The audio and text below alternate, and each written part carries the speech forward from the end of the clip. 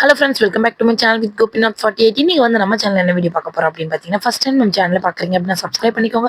Video வந்து skip பண்ணாமல் பாருங்கள். அப்போ தான் நான் என்ன சொல்ல வரேன் உங்களுக்கு புரியும். வாங்க வீடியோக்குள்ளே போகலாம். தம்பி வந்து சம்மர் ஹாலிடேஸில் பார்த்தீங்க அப்படின்னா வீட்லேயே இருக்கிறனால மம்மி குலோப் ஜாமுன் செஞ்சு கொடுங்க அப்படின்னு சொல்லிட்டு கேட்டான்.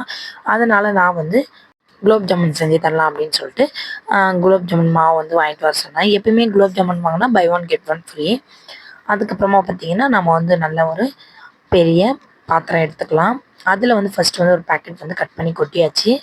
நெக்ஸ்ட்டு பார்த்தீங்கன்னா இதுவும் கொட்டிக்கலாம். இது ஒரு 1/2 kg இருக்கும், அவ்வளோதான். அதுக்கப்புறமா பார்த்தீங்கன்னா ரொம்ப வந்து சாஃப்டாக இருக்கும், தொட்டு பார்க்குறதுக்கு ரொம்ப மாவு நைஸாக இருக்கும். இந்த கட்டியெல்லாம் கொஞ்சம் கொஞ்சமாக உடச்சி விட்டு நெக்ஸ்ட்டு பார்த்தீங்கன்னா நடுவில் வந்து கொஞ்சோண்டு புளி மாதிரி பண்ணிக்கோங்க. நீங்கள் தண்ணி சேர்த்துக்கிறதுனாலே அது உங்களோட விருப்பமே. நான் வந்து பால் சேர்த்துப்பேன். பால் எதுக்குன்னா கொஞ்சம் டேஸ்ட்டாக இருக்கும், அதனால் வந்து பால் சேர்த்துப்பேன். பால் இல்லாத பட்சத்துக்கு நீங்கள் வந்து தண்ணி சேர்த்துக்கலாம். நடுவில் கொஞ்சமாக கை போட்டு ரொம்ப ஹார்டாக பிசையக்கூடாது. ஏன் அப்படின்னா குலாப் ஜாமுன் வந்து வெடி போட்டுரும். இந்த மாதிரி நடுவில் வந்து பாலை ஊற்றிட்டு கை விரல்லையே பிசையணும்.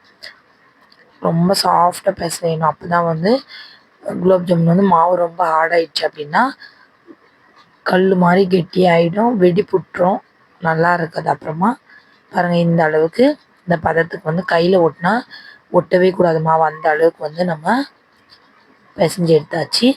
நான் வந்து சின்ன சின்ன உருண்டையை பிடிச்சிக்கலாம் அப்படின்னு சொல்லிட்டு அப்படியே கொஞ்ச நேரம் 10 நிமிஷம் நல்லா ஊறட்டும். நெக்ஸ்ட் அப்படின்னு பார்த்தீங்கன்னா கேஸ் வந்து கொஞ்சம் சிம்மில் வச்சுட்டு சர்க்கரை பாவு ரெடி பண்ணுறதுக்கு ஸ்டார்ட் பண்ணிக்கோங்க. உங்களுக்கு தேவையான அளவு சர்க்கரை சேர்த்துட்டு ஒரு 2 டம்ளர் தண்ணி சேர்த்துக்கோங்க.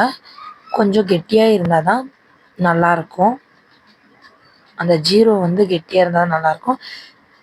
அப்புறமா பார்த்தீங்கன்னா மாவு வந்து கொஞ்ச நேரம் நல்லா 10 நிமிஷம் ஊறி வந்ததுக்கப்புறமா எடுத்து நீங்கள் வந்து ரவுண்டாக பால் மாதிரி குட்டி குட்டிஸாக குலாப் ஜாமுன் செய்கிறதுக்கு உருண்டை பிடிச்சி வச்சுக்கோங்க. நான் வந்து சின்ன சைஸ் செய்யலாம், கொஞ்சோண்டு பெரிய சைஸ் செய்யலாம் அப்படின்னு சொல்லிட்டு குட்டி குட்டிஸாக சீக்கிரமாக ரவுண்ட் பண்ணி வச்சுருங்க. ஏன் அப்படின்னா மாவு வந்து ஆறிடுச்சுன்னா ஜாமுன் வந்து வெடிப்புட்டு வந்துடும். அதனால தான்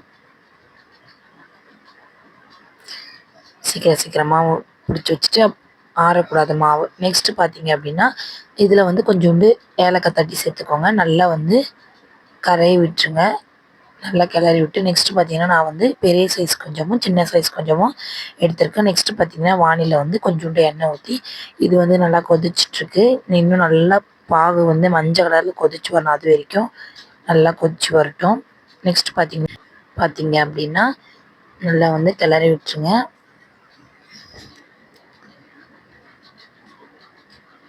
ரொம்ப தீய விட்றாதீங்க. ப்ரௌனிஷாக ஆகி நல்லா உள்ளே வந்து மாவு வந்து வெந்து வரணும். அந்த மாதிரி இருக்கிறப்ப தான் நீங்கள் எடுக்கணும். பாருங்கள், இந்த அளவுக்கு வந்து நல்லா தீயாமல் ஸ்லோ ஃப்ளேம்லேயே வச்சு இந்த மாதிரி எடுத்துக்கோங்க. பார்க்குறங்க வெடிப்புடாமல் எப்படி அழகாக ரவுண்டாக வந்திருக்கு அப்படின்னு சொல்லிட்டு எல்லாத்தையுமே பொரித்து எடுத்துகிட்டு ஜீரோவை பாருங்கள் எல்லோ கலரில் வந்துடுச்சு. அதுக்கப்புறம் நான் வந்து பெரிய குலாப் ஜாமுனும் கொஞ்சம் செஞ்சுருந்தேன்.